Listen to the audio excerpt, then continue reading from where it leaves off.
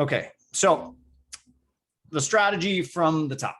This is what we want to get done. We want to figure out what to do with competing partners. I'll start there. We want to figure out what to do with lunch and learns. We want to figure out what to do with the partner role and why I'm suggesting, at least for you guys, to split the role and have half of partner operations go under marketing and the other half under sales. And I'll explain how that'll work.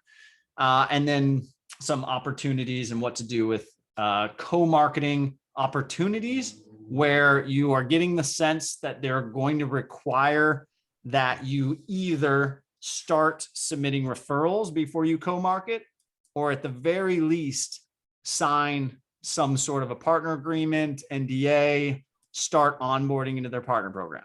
What sort of conversation do you have? How do you get over that? How do you get them to understand the value of co-marketing? So the preface to all that is partner managers on their side are not marketing people. They do not understand anything about typically content, SEO, just the value of being listed next to each other in some social post and some newsletter. It's almost a guilty by association strategy for them and for you. So my agencies that don't have the profile of you guys, the strategy for them is they need to be featured next to a name brand, like your Gorgeouses of the world. They need to be in a social post that mentions them plus Gorgeous. That's great for them.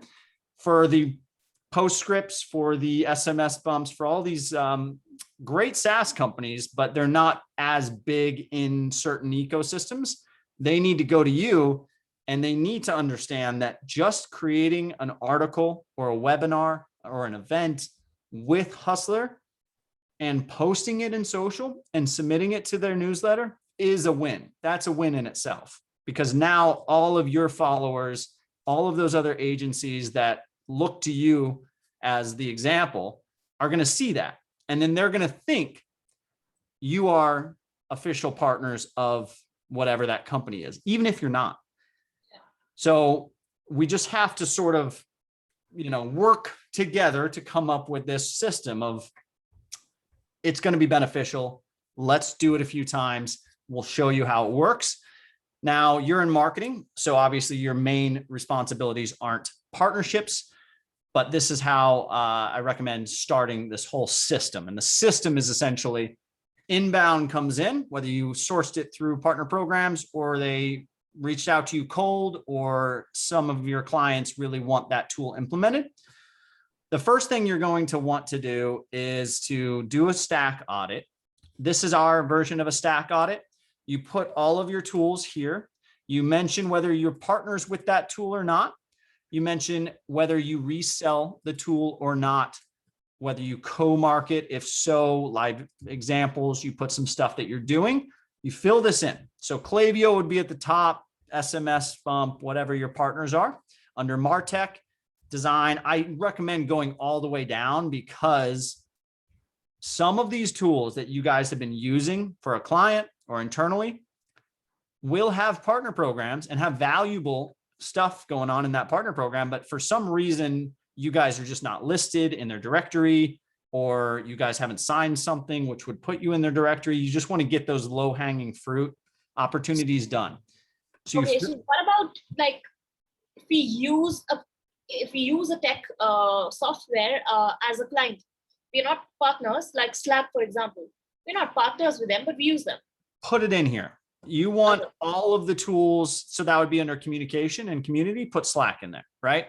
Put everything in there. And then you are just not going to select that you're partners. You're not going to fill the rest out, but you will want to put Slack, let's just put a cost. This is a good place for you to manage your total stack, costs of the stack. Maybe you want that in here. If Boston just wants this to be partner stuff, don't worry about that. But this is mainly for my founders. They do this, but you get one. Okay. So are you showing me this for my use, or do you want this to be done for you? Like, No, you want me to send it to you? Okay, no, this is for you. I recommend all the agencies do this exercise, because what it shows you is all of the tools that you have in use that you're not partnered with, and you can start to go after those tools for partnership because you're already using them. It also shows you all the tools that you are partners with that you haven't co-sold with, you haven't done any co-marketing with, and it also defines the tool. So the other strategy with partnerships is, are you just going to refer to this partner, or are you going to implement the tool? You are implementation partners with Klaviyo, SMS Bump, a bunch of others. You are probably not implementation partners of Slack. It doesn't make sense. Now, that dovetails into the bigger strategy of, okay, well, a partner comes in the funnel, right? So let's go through a couple of the top tech partners, right? Start out with Pico. It's a subscription management platform. They do work with e-commerce. They do work with B2B. They work with mainly developers, right? Pico may not be a partner that you would ever refer. What you would look at is you would look at Pico as, okay, they're vertical agnostic, so e-commerce works. You qualify them that they're selling into your target clients. You review the tool, look at their website, all that stuff. And if they are selling into the same target audience as you, and they are offering significant things like a backlink, cool, let's find out what that means. Free account, yeah, maybe you guys want to use Pico. Maybe you find out that you have an internal use for it. You qualify them for whether or not your users or your clients would use it, whether or not they sell into the same vertical, and how you want to deploy Pico into your partner program. You would put them into vetting. You would say, content management, and you would type Pico and reached out status. Great. Maybe you have a CRM or a partner hub coming very soon. That will be where you do this. But for now, put them in here and say you're vetting them, and go back to the list. Postscript. You do have SMS Bump as a partner. SMS Bump and Postscript are competitive. What do you do with competing partners? You can tell them this on calls. You can say, you know what? We have SMS Bump. They are our our SMB tool. So this would be SMS Bump on this line. This is your SMB solution, right?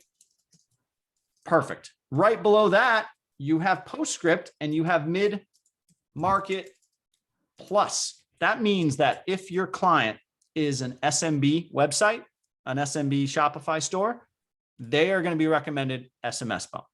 If they are growing quickly, if they are very large, you want to get them onto Postscript instead. There's no reason why you cannot be partners with both Postscript and SMS Bump. The other part of that strategy is obviously new partners they really want you guys as partners. SMS Bump, they have you've already been doing a lot together. They should scratch your back, but they wouldn't be as inclined to come to the table with a lot more. So you can talk to Postscript about your strategy and what you think you can be their partner for mid-market, Shopify, whatever. And you go back to them and you create what is called the partner memorandum. So I'm going to give you one more thing, and I think you have this, but outsourced partner curation memorandum. This is ours. So what we suggest you do with all of your top implementation partners, not with everybody, but Klaviyo, SMS Bump, whoever else, you fill this out with them on the first call. So what is the current status of your current partners? Show them who you work with now. You'll fill this out. What are you able or interested in doing with the partner? So this would be your internal document. So you show them this. Some of my agencies will have this for each partner, meaning you want to get Klaviyo to tell you where are they listing you, what credentials have you received, what are you going to do for them, where are you going to list them, and what you have done together and what you haven't done together is the big thing. So have we done a guest post together? Do we do guest posts for all of our partners? Put examples there. So you're showing Postscript. If you talk to Gerard, you show him this. You say, hey, you know what? We'll do podcasts. Here's an example of Bastian on a podcast. Maybe Postscript has a podcast. I think they do. I don't know. Co-branded events, you show that. Lunch and learns. let's talk real quickly about Lunch and Learns.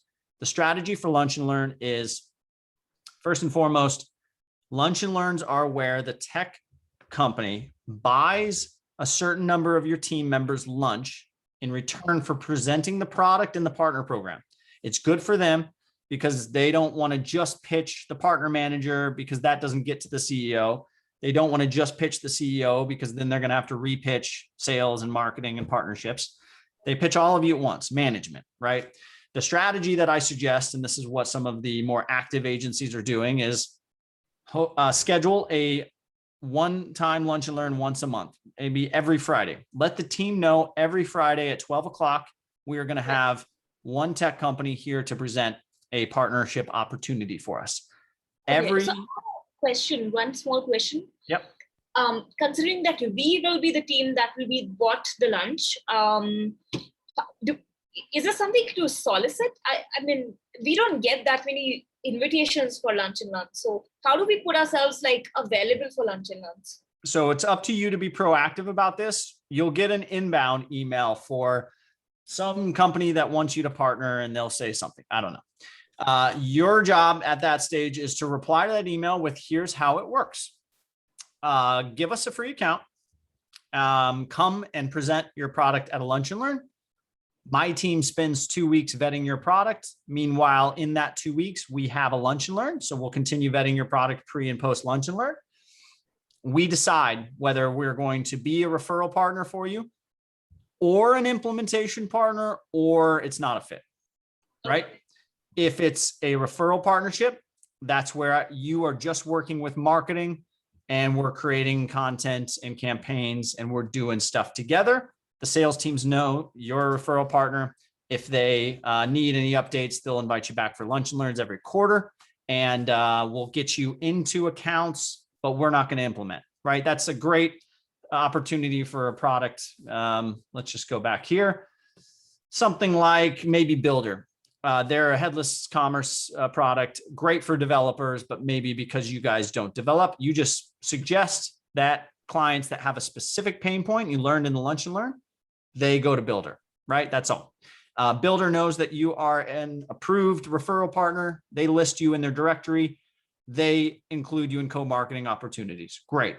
Now, implementation partners. That's something like maybe SaneBox, because it's an email productivity tool. It sits inside of the client's email and it works to better their email systems overall. This is what Shopify's entire company uses to manage their inbox.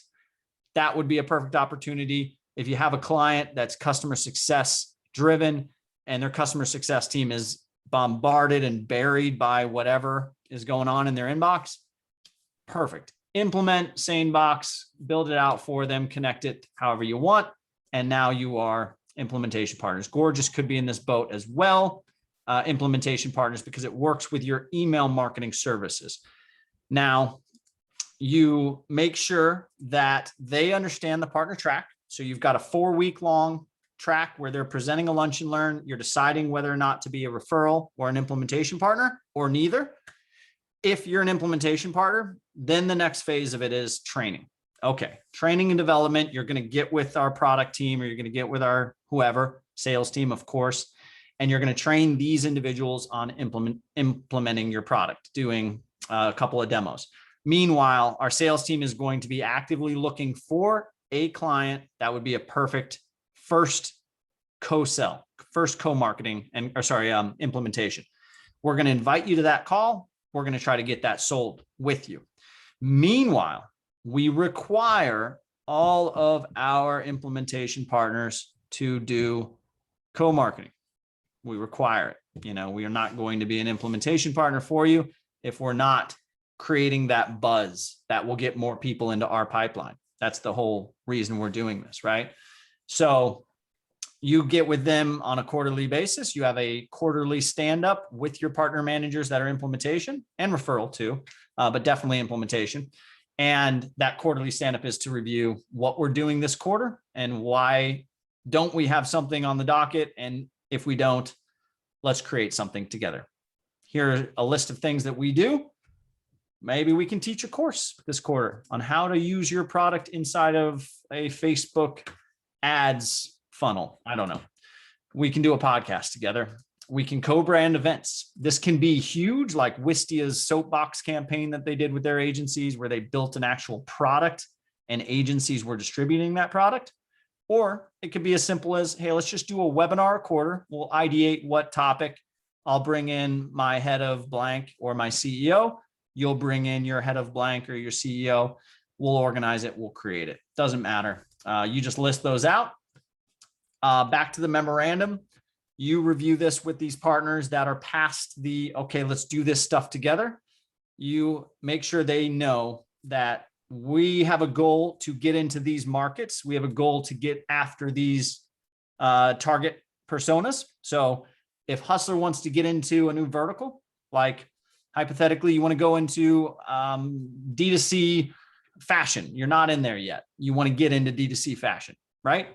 There are a couple tech companies that are big in D2C fashion. You want them to know your goals. And then if they are in alignment with those goals, they'll be able to quickly say, you know what, we've got a big PR campaign going into D2C fashion. Now that you told me your goal is D2C fashion, I'm going to get you into that campaign. Great. Verticals, revenue, traffic, growth, those are what you want to talk to them about, probably other stuff. And then you want to make sure they know your target persona. You guys have probably multiple. You give them your top 3, make sure they know that. And that follow up to the lunch and learn strategy, you guys are going to have to educate their sales team on what type of persona you're after, why you guys are partners with their company, because the sales team doesn't know who their partners are. They don't know you, but the sales team are the ones that are referring most business to their tech or to their agency partners. So you want to get in close with their sales team. So try to get the partner manager to set you up with a call with the VP of sales, or just book it. Maybe they'll be able to book it, but you guys are going to offer to come and do a lunch and learn for their sales team. You don't have to pay for lunch during those lunch and learns. Typically, some of my agencies do it because it's hard for them to get in and get those meetings, but at least one meeting, that very first one, it should be easy. From there, one of the routines that I strongly suggest all partner managers, this wouldn't be yours, this would probably be the head of sales at Hustler, but somebody on the team should be actively monitoring the sales team at the partner. So Klaviyo's sales team. When a new salesperson gets hired by Klaviyo, you can set an alert inside of Sales Navigator to notify you when a new salesperson is hired. As soon as it's that person's hired, your sales head of sales, whatever that person is, or somebody on your team, probably head of sales, should reach out to that new salesperson, introduce yourself, share a one-pager about the agency that would include target personas, include some of the links to some of the stuff you've done with Klaviyo, and offer a calendar event to get affiliated with Hustler and that salesperson to create that connection, because they need to keep you top of mind. It works both ways. So lunch and learns go both ways. Bastian probably would do that first sales lunch and learn with his head of sales, maybe bring you in as well, introduce everybody, get acquainted. From there, it would be automated alerts when salespeople get hired. And then periodically, maybe once every 4 to 6 months, reach out. If you haven't done a lunch and learn in a while, maybe just do one every 4 to 6 months, and keep that communication happening both ways. So then finally, the split of duties of a partner manager. So larger agencies at your size, I think you guys are in the neighborhood of 60, 70 people, somewhere in there. You guys are definitely in a position where partnerships is going to be a full-time role, but we have a couple of things coming that will support this, namely Partner Hub, where you'll be able to lean on us to do things like vetting new partners, sourcing partner opportunities, those kinds of things. But what I suggest trying before you hire a full-time partner manager is to split the role in half and have a list of tasks. The tasks are creating and managing the lunch and learn schedule, finding new partners to do lunch and learns, reaching out and communicating with their sales team, creating co-marketing XYZ with those partners, onboarding them, having communication and meetings about new partner opportunities with sales and marketing, and on down the list. You'll have a whole list. Then you split that list and say, which ones of these tasks are more sales and revenue oriented? Which ones are more marketing and traffic oriented? Okay, well, from that list, okay, I'm the head of marketing, I'm Monica. Which ones of those can I foresee doing without much extra lift? You have to create content. You have to drive traffic. Why not make partnership marketing a part of that strategy, right? Instead of just coming up with a blog post about something, why not work with Gorgias and bring Gorgias's team or someone in to do an expert interview on how Gorgias does pipeline management or something, or does email marketing? I don't know. So partner source content, that's under marketing. The revenue and the sales stuff, like making sure to communicate with their sales team, making sure to co-sell with those partners, that should be owned by one of your salespeople. My suggestion is slightly alter one person's role on the sales team to be a partner sales lead, right? This person is doing their normal stuff, but now they're starting to fold in referrals and leads from partners. And they're starting to develop a routine to take someone that you said is qualified to be a partner, or Bastian said, or any of you said. You just have a weekly meeting on partnerships, and someone brought in a new partner, whether it came through email or they found it or it came from a customer, and you put them into this routine. You guys as a team map out your partner strategy from week 1 to week 2 to week 3 to that fork in the road where they're going to be a partner that you refer to only, or a partner that you implement, or neither. You map that out. And then when the partner comes in, you would be the first point of contact from the marketing side, because you want to generate that reciprocity right off the bat.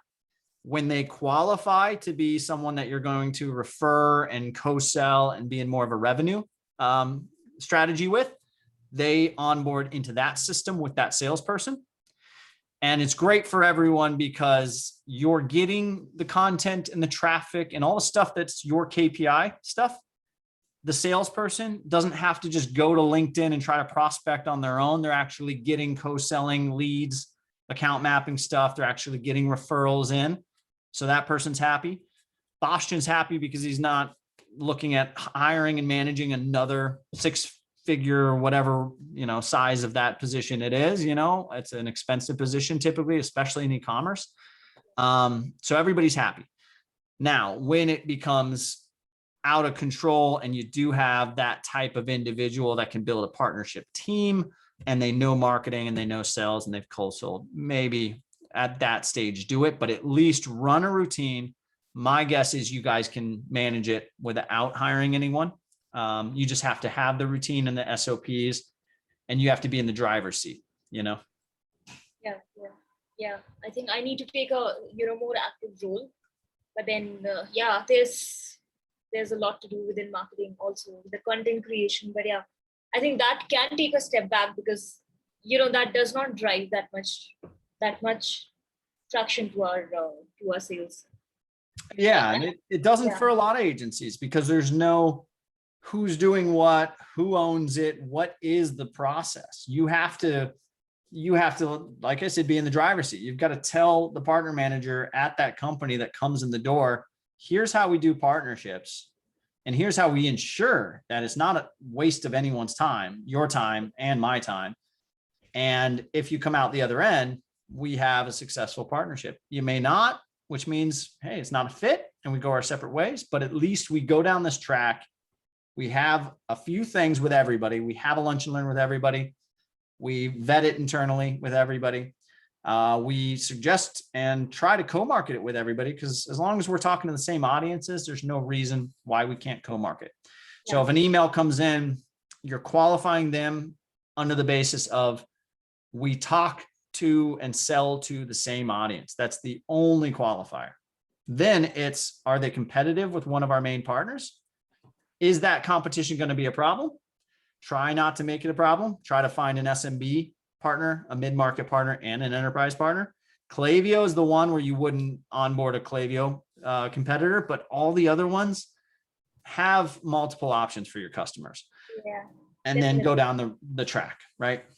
Yeah, no, makes a lot of sense. Thank you so much, Alex. I think this was like, a crash course in managing partnerships. Thank you so much. I'll get you those links. Hopefully this actually works. I know it's hard to put this into practice, but try it. I'll try. These were like some very important. So the thing is, I have never done a partnership role before. I was sort of like put into it, and like this, you don't learn partnerships. Like there's no courses for partnership management. You just pick it up as you go. Like, and now like I learned a few things from you. So thank you for that. I hope I didn't derail the conversation into making it all about educational for me, because I also wanted you to, like, whatever you had on your agenda, I hope you got to cover that. No, if you guys are operating a system of partnerships, that allows us to bring more partnerships to the table, which is what we have to do anyways for everybody to win. So no, I need to make sure that if you guys are going to run partnerships as a strategy, as a growth strategy, that you at least have all the information and you have all the potential items that you can include in that growth strategy. And that's where we win.